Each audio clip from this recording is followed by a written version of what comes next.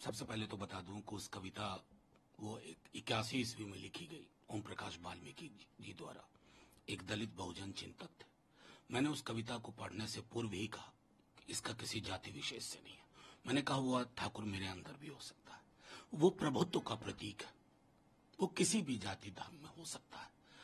उसके बाद मैंने वो कविता पढ़ी और संदर्भ था महिला आरक्षण बिल में पिछड़ों की इंक्लूजन का। उसके बाद कुछ प्रतिक्रियाएं हुई। हमने अपनी तरफ से कोई प्रतिक्रिया नहीं दी, क्योंकि संसद के पटल पर मेरे भाषण को, दिए गए भाषण को जो कोई सुन लेगा, पूरा व्हाट्सएप फॉरवर्ड नहीं, पूरा भाषण, वो ये बात मानेगा कि इसका किसी जाति विशेष से कोई ताल्लुक नहीं था, प्रभुत्व के व्याकरण के संदर्भ में था। लेकिन मैं देख रहा हूं उसके बाद लोग अंट शंट टेलीफोन कॉल कर रहे हैं। एक अभी आया, तो इस तरह के कॉल्स में 72 घंटों में देख रहा हूं कि मेरी पार्टी ने लिखा भी, मेरे राष्ट्रीय अध्यक्ष ने खुल करके सारी बातें सामने रख दी। उसके बाद भी अगर ये विवाद है ना, तो इस विवाद के पीछे कुछ ऐसे तत्व हैं जिनको दलित बहुजन समाज की चिंता से कोई फर्क नहीं पड़ता, जिनको ये नहीं समझना है कि कविता क्या थी, उसके पूर्व और उसके पश्चात मैंने क्या कहा।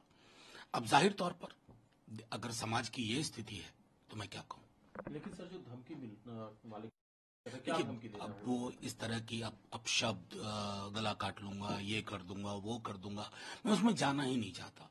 मेरा समाज बहुत विशाल है, ये देश, इसमें मुझ जैसे लोग अगर एक कविता का पाठ नहीं कर सकते हैं संसद में बाप डिस्क्लेमर दे करके कि इसका कोई जाति विशेष नहीं, ये ठाकुर मेरे अंदर है, ये न्यायालय में है, विश्वविद्यालय में है, ये मैंने शुरू में भी और अंत में भी कहा, लेकिन उसके बावजूद अगर ये है तो मैं समझता हूं जो भी सत्ता शीर्ष के लोग हैं गौर करें कि हमारे समाज में क्या हो रहा है। मान लीजिए आप मेरे साथ कुछ कर बैठा, कोई फर्क नहीं पड़ता, लेकिन क्या इस तरह का संवाद नहीं होना चाहिए? क्या उत्पीड़न के व्याकरण पे बात नहीं होनी चाहिए? बस मैं इतना कह करके इसको रखता हूँ। लेकिन सर, आपको डर नहीं लगता अगर जान से मारने की धमकी? देखिए, अत्यंत सुरक्षा में भी लोग दुनिया से चले जाते हैं।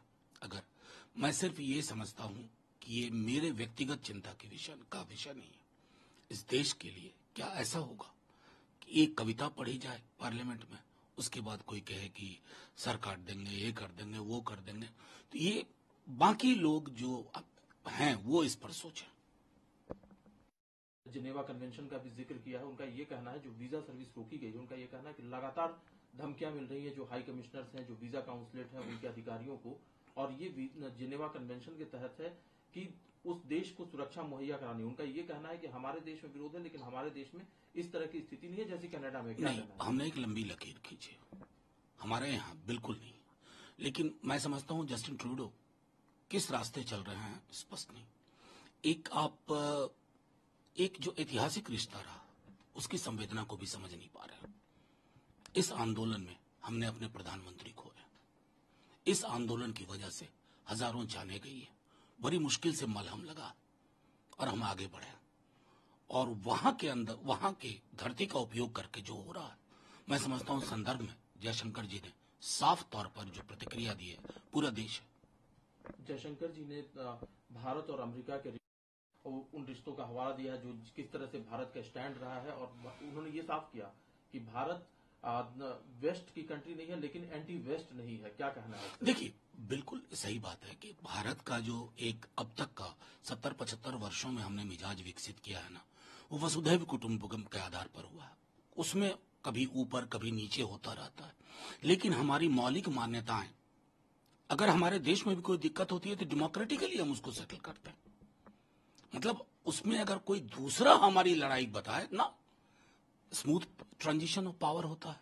हम एक दूसरे के खिलाफ बोलते हैं, वैचारिक रूप से हम अलग हैं, अलग ब्लूप्रिंट है हमारा, लेकिन अगर कोई इस प्रकार की जुबान बोले तो जाहिर है भारत के मिजाज के गले नहीं उतरता।